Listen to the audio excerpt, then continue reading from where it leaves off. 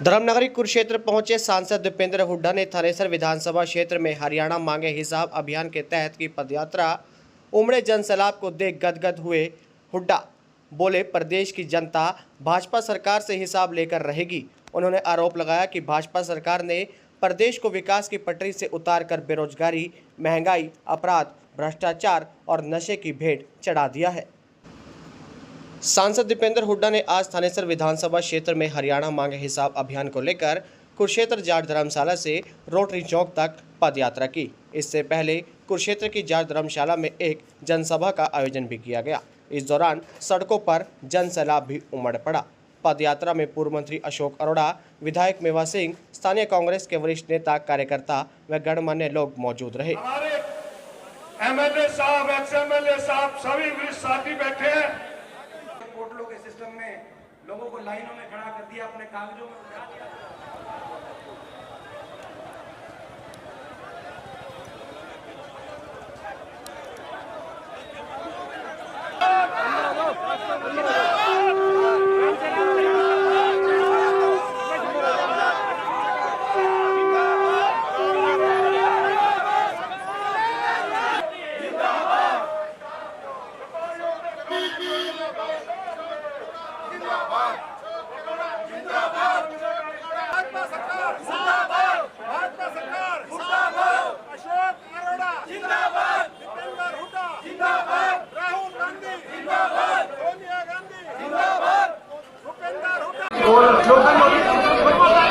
BJP सरकार हिसाब दो, बीजेपी सरकार हिसाब दो, बीजेपी सरकार हिसाब दो,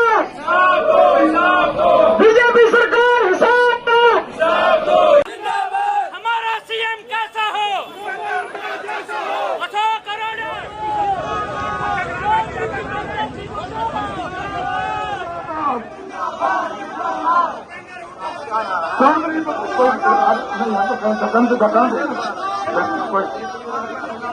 दीपेंद्र हुड्डा जिंदाबाद, दीपेंद्र हुड्डा जिंदाबाद।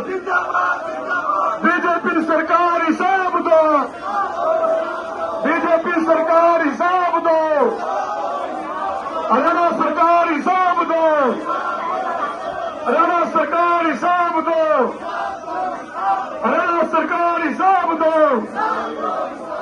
बेरोजगारी का हिसाब दो, बढ़ते अपराध का हिसाब दो, बढ़ते अपराध का हिसाब दो, बढ़ती महंगाई का हिसाब दो, बढ़ते नशे का हिसाब दो।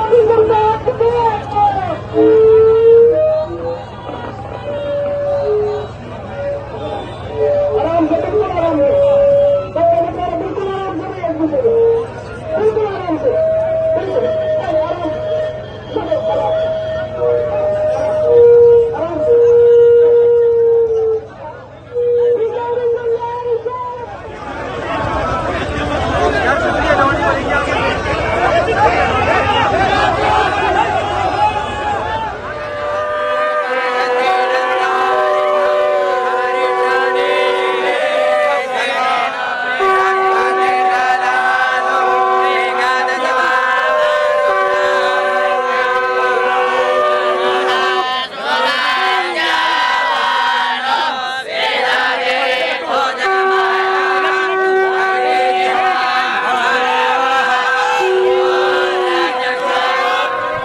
देखिए, आज मैं कुरुक्षेत्र के थानेसर के हमारे सारे कार्यकर्ताओं को बहुत बहुत इस अवसर पे बधाई देता हूं।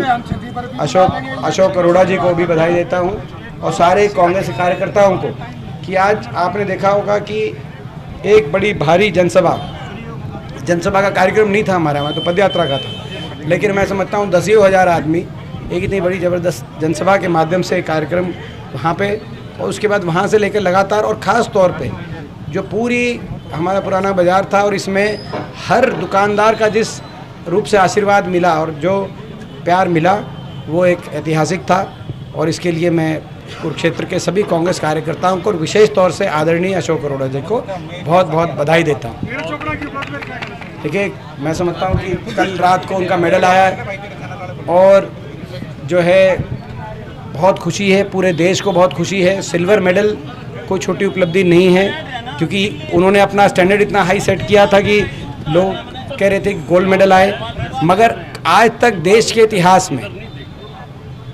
इतिहास में केवल अगर गोल्ड और सिल्वर मेडल किसी खिलाड़ी का आया है ओलंपिक खेलों में, एक ही खिलाड़ी ने इतने दोनों बड़े मेडल अगर अर्जित किए हैं तो नीरज चोपड़ा हमारे भाई ने किए हैं। तो ये उपलब्धि बहुत बड़ी उपलब्धि है और मैं समझता हूँ उसके लिए बहुत बहुत हम बधाई देते हैं। देश के इतिहास में 144 करोड़ के देश के इतिहास में कोई दूसरा खिलाड़ी ये नहीं कर पाया, तो ग्रेटेस्ट एवर है नीरज चोपड़ा भाई। बहुत ज़बरदस्त रहा आज कार्यक्रम, और इससे ये पता चलता है कि जो स्थानीय विधायक हैं और जो मौजूदा बीजेपी की सरकार है, लोग दोनों से असंतुष्ट हैं।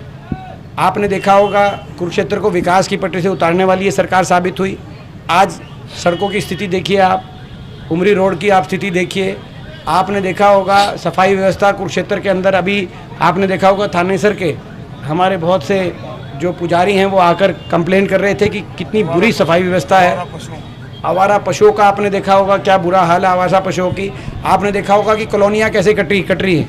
कुरुक्षेत्र में कौन कौन कॉलोनी काट रहे हैं, किस रूप से भ्रष्टाचार का अंजाम यहाँ के स्थानीय लीडर्स और चंडीगढ़ बैठे जो भाजपा के नेता हैं उनके साथ मिलके किस तरीके से भ्रष्टाचार को अंजाम देने का काम कुरुक्षेत्र में किया जा रहा है। वो केवल कुरुक्षेत्र ही नहीं, पूरे प्रदेश में इस तरीके भ्रष्टाचार के केंद्र बन गए भाजपा के कई नेता, हर जिलेवार ऐसी स्थिति है। तो आज लोगों ने आज जिस तरीके से उमड़ के निकल के आशीर्वाद दिया कांग्रेस के हमारे अभियान को, हरियाणा मांगे हिसाब अभियान को, स्पष्ट रूप से थानेसर ने बदलाव का मन बना लिया। देखिए, जो जय हिंद तो बोलते ही हैं, जय हिंद तो जो है नेताजी सुभाष चंद्र बोस बोलते थे।